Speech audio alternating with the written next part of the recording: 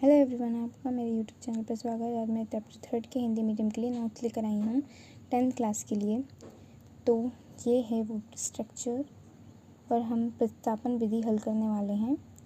तो आते हैं हम उस विधि पे जो हमें दिया हुआ है यहाँ पे। तो x + y = 14 = x। हमें ना इस क्वेश्चन को समीकरण 1 मान लेना है वही कुछ वक्त के लिए, और इसे समीकरण 2। अब इसी के ना सॉल्यूशन करने हैं हमें। तो x की वैल्यू हम पहले निकालते हैं। तो x को हम ऐसे ही छोड़ देंगे, y को इधर ले जाएंगे तो ये माइनस में हो जाएगा।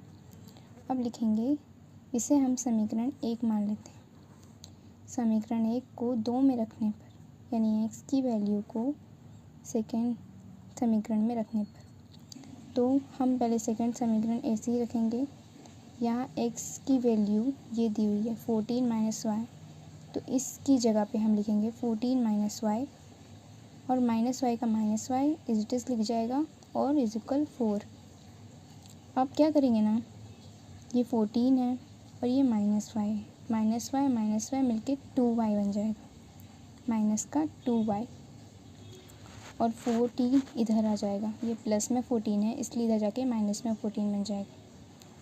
एंड जब प्लस और माइनस साथ में होते हैं तो ऑब्वियसली माइनस होगा, लेकिन बड़ा है 14 इसलिए माइनस का ही निशान यहाँ रहेगा। तो 4 और 14 में माइनस होगा तो 10 बचेगा, एंड 2y इधर ही रहेगा।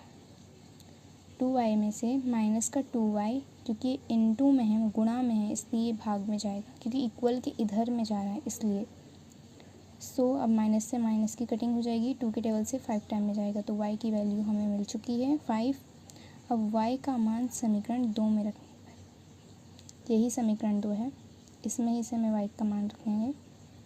तो x का मान निकालना है, y का मान निकल चुका है, तो y के लिए -y की जगह पे हम -5 रख देंगे। माइनस तो यूँ ही रहेगा, लेकिन y की जगह पे 5 लिख देंगे, = 4।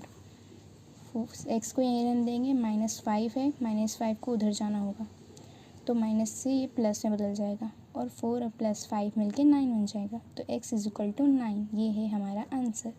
और हम आंसर में लिखेंगे, अतः x = 9, y = 5। ये लिखना बहुत ज़रूरी है, इससे आपको अच्छे से अच्छे नंबर मिल सकते हैं, तो एग्ज़ामिनर को दिक्कत नहीं होती लिखने में, देखने में, समझने में। आपके आंसर को देखते ही समझ जाएगा वो। Thank you. और आपको एक और चीज़ बताना है मुझे, वो ये है कि